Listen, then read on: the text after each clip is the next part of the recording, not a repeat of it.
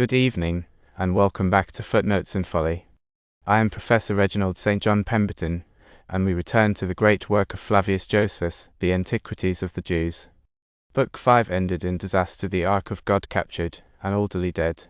Tonight we open Book 6, and we give it complete, in plain modern English, from Whiston's grand old public domain translation. The plain rendering and the asides are my own. This is Book 6, Part 1. We begin with the captured Ark, and the plagues it brings down on the Philistines until they send it home in terror on a cart.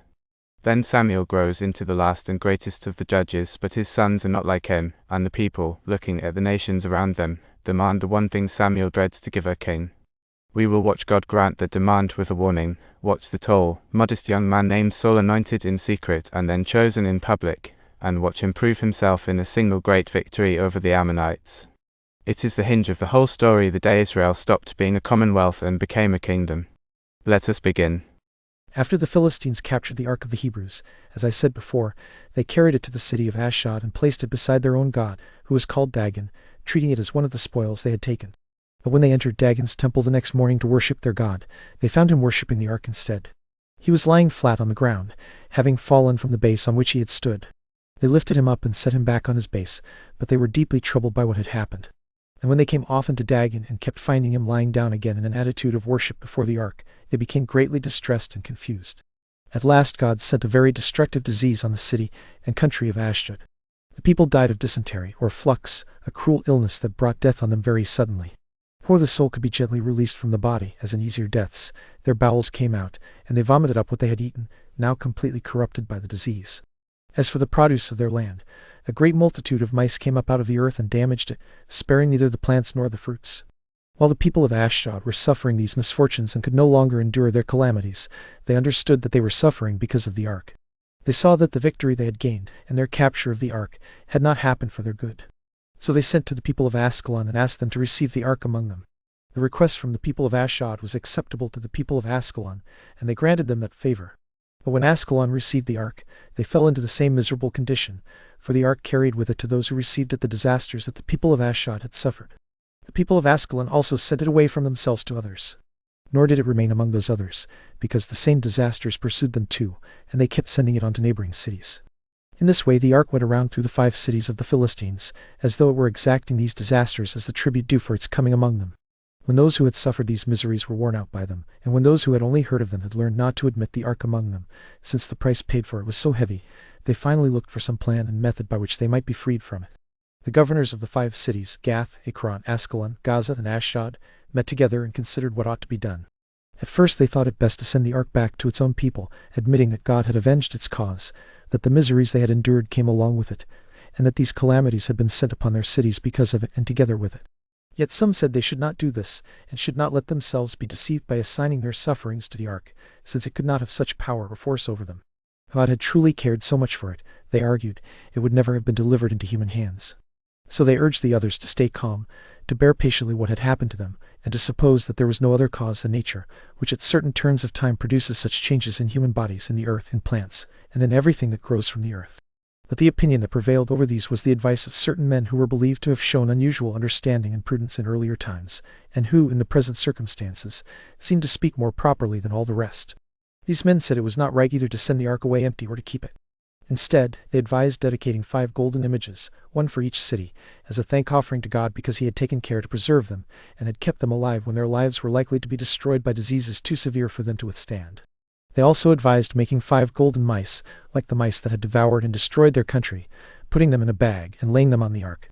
They told them to make a new cart for it and yoke milch kine to it, but to shut up their calves and keep them away, so that the calves would not follow after their mothers and hinder them, and so that the mothers, longing for their calves, might return more quickly.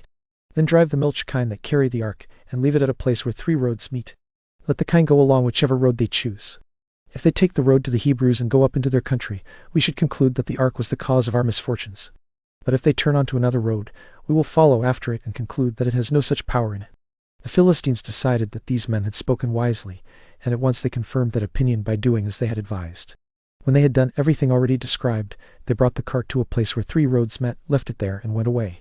But the kine took the right road, as though someone were driving them, while the rulers of the Philistines followed behind, wanting to know where they would stop and to whom they would go.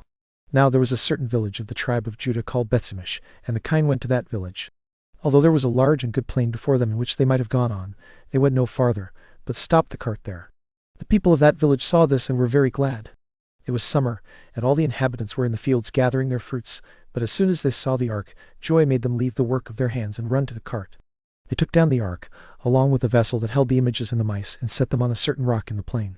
Then, after offering a splendid sacrifice to God and holding a feast, they offered the cart and the kine as a burnt offering. When the lords of the Philistines saw this, they returned home. And then the wrath of God overtook the people of Bethshemesh and struck dead 70 persons from the village, because they had approached the ark, though they were not priests, and therefore were not worthy to touch it.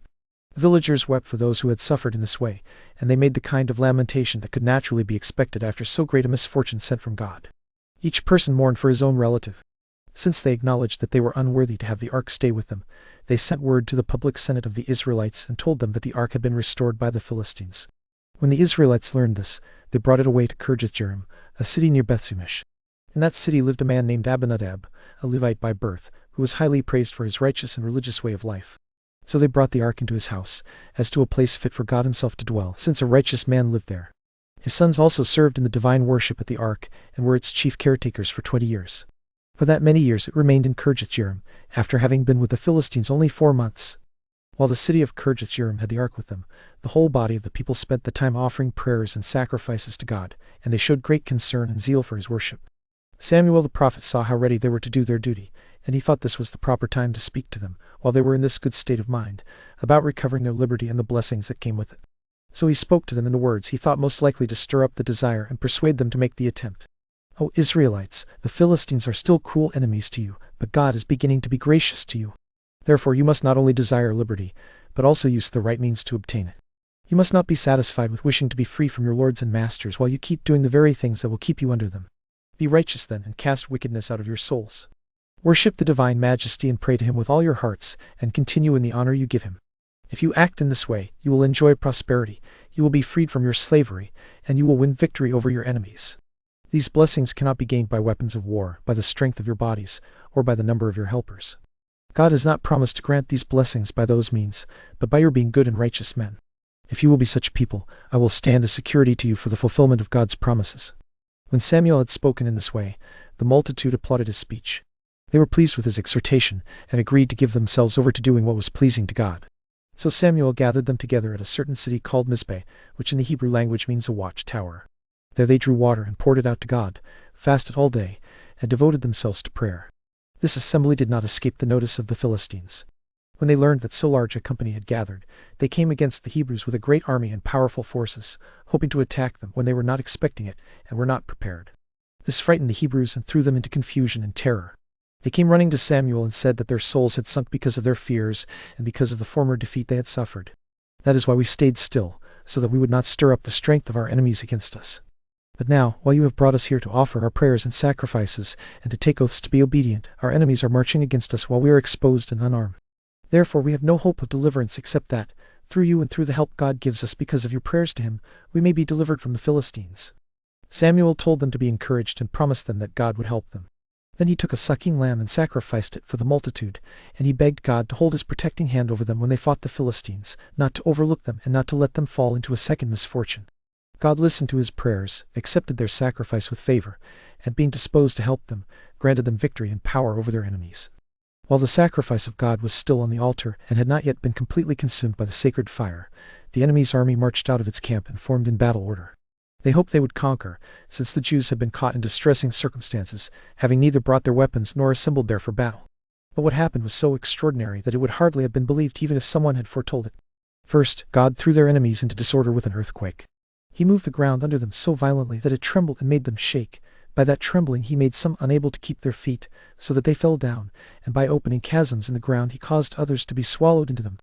After this he brought such a noise of thunder among them, and made fiery lightning flash so terribly all around them, that it seemed ready to burn their faces. He also shook their weapons out of their hands so suddenly that he made them flee and return home defenseless. Then Samuel and the multitude pursued them as far as Bethkar, a place so called. There he set up a stone as a boundary marking their victory and their enemies' flight, and he called it the Stone of Power, as a sign of the power God had given them against their enemies.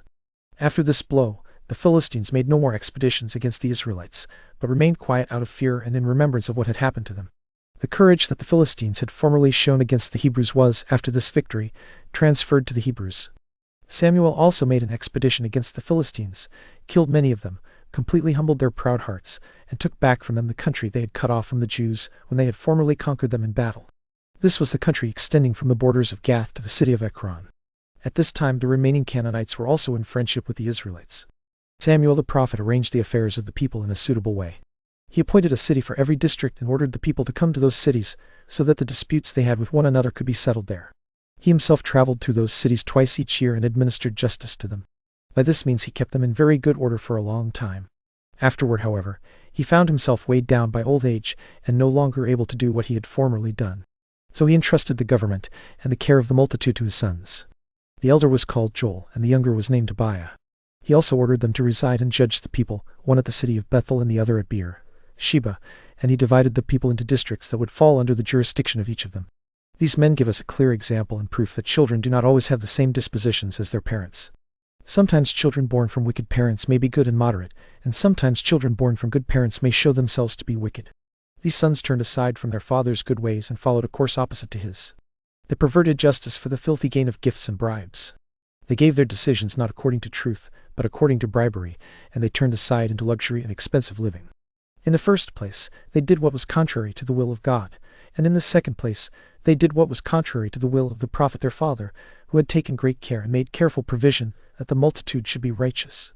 The people became very troubled by these injuries that the prophet's sons had done to their former constitution and government. They came running to the prophet, who was then living in the city of Ramah, and told him about his son's transgressions. They said that Samuel himself was already old and too weakened by his age to oversee their affairs in the way he used to do. Therefore they begged and entreated him to appoint someone to be king over them, to rule the nation and avenge them on the Philistines, who deserved punishment for their former oppressions. These words greatly distressed Samuel because of his natural love of justice and his hatred of kingly government. He was very fond of an aristocracy, since he considered it a form of government that made those who used it divine and happy in their disposition. Because of his concern, and the torment of his mind over what they had said, he could think neither of eating nor of sleeping. He remained awake all night, turning these thoughts over in his mind. While Samuel was in this state, God appeared to him and comforted him. God said that Samuel should not be troubled by what the multitude desired, because it was not Samuel whom they had so insolently despised, but God himself, since they would not have him alone as their king. God said they had been devising these things from the very day they came out of Egypt. Yet before long they would bitterly repent of what they had done, though that repentance would not be able to undo what had now been done for the future. They would be sufficiently rebuked for their contempt and for the ungrateful conduct they had shown toward God and toward Samuel's prophetic office. So I command you to appoint as their king the man whom I shall name to you beforehand, but first describe to them the evils that kingly government will bring upon them, and openly testify before them what a great change of affairs they are rushing toward. Know this, first, kings will take your sons away from you. They will command some of them to be drivers of their chariots, some to be their horsemen and bodyguards, and others to run before them. They will make some captains over thousands and captains over hundreds. They will also make them their craftsmen, makers of armor, chariots, and instruments. They will make them their farmers, keepers of their own fields, and diggers of their own vineyards. There will be nothing they will not do at the king's command, as though they were slaves bought with money. They will also appoint your daughters to be confectioners, cooks, and bakers, and these women will be forced to do every kind of work that female slaves submit to when they fear beatings and torments. Besides this, kings will take away your possessions and give them to their eunuchs and bodyguards, and they will give the herds of your cattle to their own servants. To say it all briefly, you and everything that belongs to you will be servants to your king, and you will be no better than his slaves. When you suffer in this way, you will remember what I am now saying. And when you repent of what you have done, you will beg God to have mercy on you and to grant you quick deliverance from your kings. But he will not accept your prayers. He will neglect you and allow you to suffer the punishment your evil conduct has deserved. When Samuel had heard God's command, he called the Jews early in the morning and admitted to them that he was to appoint a king for them. But he said he first had to describe what would follow, what treatment they would receive from their kings, and how many miseries they would have to struggle against. Still, the multitude was so foolish that they were deaf to these predictions of what would happen to them. They were too stubborn to let a decision they had once made unwisely be removed from their minds. They could not be turned from their purpose and paid no attention to Samuel's words. Instead, they firmly insisted on their resolution and asked him to appoint a king immediately, without troubling himself with fears about what would happen afterward. They said it was necessary for them to have someone with them to fight their battles and avenge them on their enemies, and that it was not at all unreasonable, since their neighbors lived under kingly government, for them to have the same form of government too. When Samuel saw that what he had said had not turned them from their purpose, but that they remained determined, he told each of them to go home for the present. He said that when the time was right he would send for them, as soon as he had learned from God whom God would give them as their king. There was a man of the tribe of Benjamin who came from a good family and had a virtuous character. His name was Kish. He had a son named Saul, a young man with a handsome face and a tall body, but his understanding and mind were even better than what could be seen in his appearance. Kish had some fine she-asses that had wandered away from the pasture where they fed, and he valued these more than any other cattle he owned. So he sent out his son, with one servant accompanying him, to search for the animals. Saul went through his own tribe looking for the asses, then went on into other tribes, but when he did not find them there either, he decided to return home, so that his father would not become anxious about him. As they came near the city of Ramah, the servant who followed Saul told him that there was a true prophet in that city, and advised him to go to him, because through him they would learn how the matter of the asses would turn out. Saul answered that if they went to him, they had nothing to give him as a reward for his prophecy, since their money for expenses was spent. The servant replied that he still had the fourth part of a shekel and would present that to him, for they were mistaken through ignorance, not knowing that the prophet accepted no such reward. So they went to him. When they were before the gates, they met some maidens going to draw water, and they asked them where the prophet's house was. The maidens showed them which house it was and told them to hurry before he sat down to supper, because he had invited many guests to a feast and usually sat down before those who were invited. Samuel had gathered many people to feast with him for this very reason. Every day he had been praying to God to tell him beforehand whom he would make king, and God had informed him the day before about this man, saying that he would send him a certain young man from the tribe of Benjamin at about this hour of the day. Samuel was sitting on the top of the house, waiting for that time to come. When the appointed time was fulfilled, he came down and went to supper. Then he met Saul, and God revealed to him that this was the man who would rule over the people. Saul came up to Samuel, greeted him, and asked him to tell him where the prophet's house was, saying that he was a stranger and did not know it. Samuel told him that he himself was the prophet. Then he led him into supper and assured him that the asses he had gone to seek had been found, and that the greatest good things were assured to him. I am too insignificant to hope for anything like that. I belong to a tribe too small for kings to be made from it, and to a family smaller than several other families. You must be saying this in jest and making me an object of laughter when you speak to me about matters greater than anything I need. Nevertheless, the prophet led Saul into the feast, and made him and the servant who followed him sit above the other invited guests, who were 70 in number. Samuel ordered the servants to set the royal portion before Saul. When the time came to go to bed, the rest rose and each went home, but Saul stayed with the prophet, he and his servant, and slept there with him. As soon as day came, Samuel raised Saul from his bed and accompanied him on his way home. When they were outside the city, Samuel asked him to have his servant go on ahead, while Saul himself stayed behind, because he had something to say to him when no one else was present. Saul accordingly sent away the servant who followed him. Then the prophet took a vessel of oil, poured it on the young man's head, kissed him, and spoke to him. Be king by the ordination of God, against the Philistines, and for avenging the Hebrews for what they have suffered from them. You shall have this sign, and I want you to take notice of it. As soon as you leave here, you will find 3 men on the road going to worship God at Bethel. The first whom you see will be carrying 3 loaves of bread, the second will be carrying a kid of the goats, and the third will follow them carrying a bottle of wine. These 3 men will greet you, speak kindly to you, and give you 2 of their loaves, which you shall accept. From there you shall come to a place called Rachel's Monument, where you will meet people who will tell you that your asses have been found. After this, when you come to Gabbatha, you shall overtake a company of prophets, and you shall be seized by the divine spirit and prophesy with them, until everyone who sees you is astonished and wonders, saying, How has the son of Kish reached this degree of happiness? When these signs have happened to you, know that God is with you. Then greet your father and your relatives. You shall also come to Gilgal when I send for you, so that we may offer thank offerings to God for these blessings. After Samuel had said this and foretold these things, he sent the young man away. Everything happened to Saul just as Samuel had prophesied. But as soon as Saul came into the house of his kinsman Abner, whom he loved more than the rest of his relations, Abner asked him about his journey, and what had happened to him during it. Saul hid none of the other matters from him, not even that he had gone to Samuel the prophet, or that Samuel had told him the asses were found. But he said nothing to him about the kingdom or what belonged to it, because he thought that such things would bring him envy, and once heard, would not easily be believed.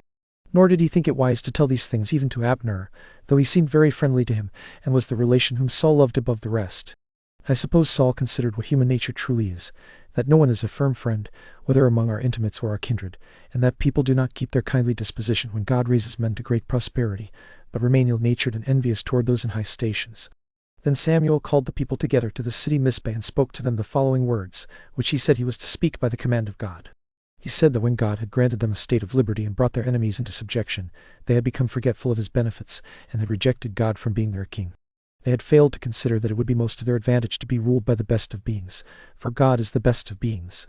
Instead, they had chosen to have a man for their king, though kings would use their subjects like beasts, according to the violence of their own wills, inclinations, and other passions, being completely carried away by the desire for power. Kings would not try to preserve the race of mankind as God's own work and creation, though for that very reason God would take care of it. But since you have come to a fixed resolution, and this injurious treatment of God has completely prevailed over you, arrange yourselves by your tribes and scepters and cast lots. When the Hebrews had done this, the lot fell on the tribe of Benjamin. When lots were cast for the families of that tribe, the family called Matri was taken. When the lot was then cast for the individual persons of that family, Saul, the son of Kish, was taken as their king. When the young man learned this, he prevented their sending for him by immediately going away and hiding himself. I suppose he did this because he did not want it thought that he willingly took the government upon himself. Indeed, he showed such self-command and modesty that, while most people cannot contain their joy even when they gain small advantages, but immediately display themselves publicly to everyone, this man, when appointed lord over so many and such great tribes, showed nothing of that sort. Instead, he slipped away, hid himself out of sight of those he was to reign over, and made them search for him with considerable trouble. So when the people were at a loss and anxious because Saul had disappeared, the prophet prayed to God to show where the young man was and to bring him before them. When they learned from God the place where Saul was hidden, they sent men to bring him. When he came, they set him in the middle of the multitude. He was taller than any of them, and his stature was very majestic. Then the prophet said that God had given them this man to be their king, and told them to see how he stood higher than any of the people, and was worthy of this dominion. As soon as the people acclaimed him, saying, "God save the king," the prophet wrote down what would come to pass in a book, read it in the hearing of the king, and laid the book up in the tabernacle of God, to be a witness to future generations of what he had foretold. When Samuel had finished this matter, he dismissed the multitude and went himself to the city Ramah, for it was his own country. Saul also went away to Jibah, where he had been born. Many good men were there who paid him the respect due to him, but the greater part were bad men who despised him and mocked the others. They brought him no presents, and neither by affection nor even by words did they try to please him. After 1 month, Saul's war with Nahash, the king of the Ammonites, won him the respect of all the people. This Nahash had done great harm to the Jews who lived beyond Jordan by marching against them with a large and warlike army. He brought their cities into slavery, not only by subduing them for the moment through force and violence, but also by weakening them through subtlety and cunning, so that afterward they would not be able to free themselves from the slavery they were under to him.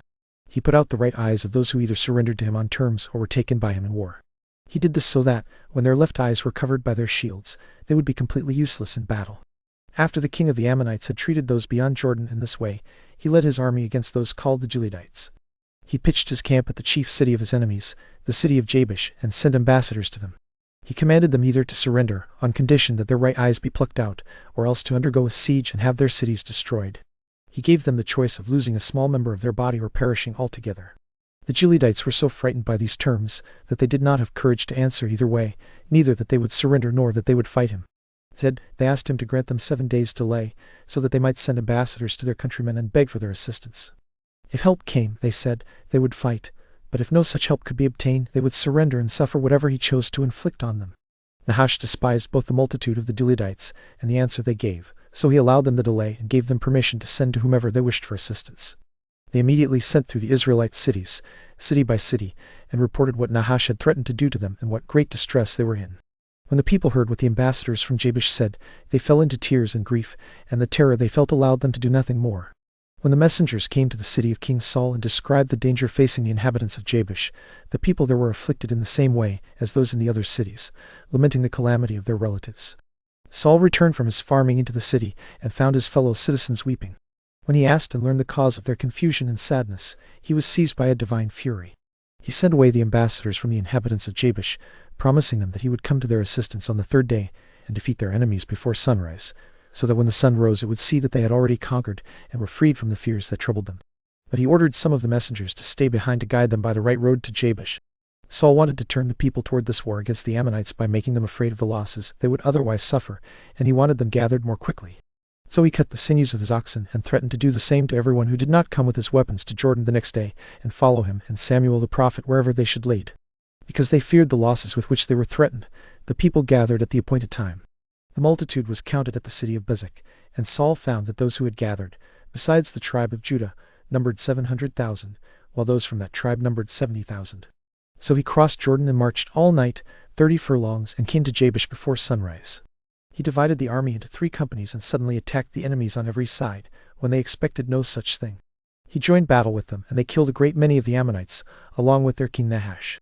This glorious action was performed by Saul and was reported with great praise of him to all the Hebrews. From it he gained a wonderful reputation for valor. Even those who had previously despised him now changed their minds, honored him, and regarded him as the best of men. He was not content merely to have saved the inhabitants of Jabesh, but also made an expedition into the country of the Ammonites, laid it all waste, took a large amount of spoil, and returned to his own country in great glory. The people were greatly pleased with Saul's excellent deeds and rejoiced that they had made him their king. They also raised an outcry against those who had claimed he would be of no advantage to their affairs, saying, "Where are these men now? Let them be brought to punishment," along with the other things that crowds usually say when lifted up by prosperity against those who had lately despised the authors of it. But Saul, though he received the goodwill and affection of these men kindly, swore that he would not see any of his countrymen killed that day. He said it was absurd to mix this victory, which God had given them, with the blood and slaughter of people of the same lineage as themselves, and that it was more fitting to be friendly in spirit and turn to feasting. When Samuel told them that he ought to confirm the kingdom to Saul by a second ordination, they all came together to the city of Gilgal, for Samuel commanded them to come there. The prophet anointed Saul with the holy oil in the sight of the multitude, and declared him king a second time. Thus the government of the Hebrews was changed into royal government.